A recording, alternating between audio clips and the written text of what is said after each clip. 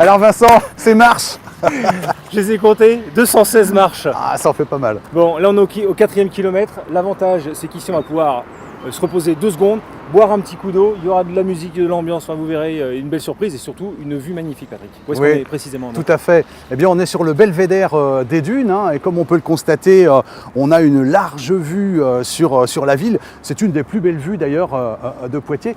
À 2 pas d'ici, quelques foulées, eh bien, la statue Notre-Dame des Dunes domine, elle, la ville depuis 1876. Et alors à qui on doit son implantation là?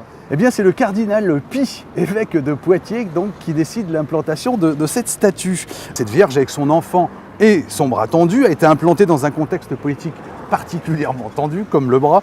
Après la défaite de Napoléon III, en effet, contre la Prusse à Sedan en 1870, la France entre dans une grande période d'incertitude. Alors, le pays est divisé en deux. D'un côté, la droite catholique hostile aux idées républicaines, et puis de l'autre, la gauche laïque et hostile au clergé.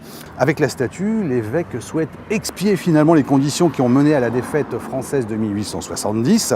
Les travaux commencent en 1875, donc sur cette rive droite du Clin. L'inauguration de la statue se déroule en grande pompe en août 1876.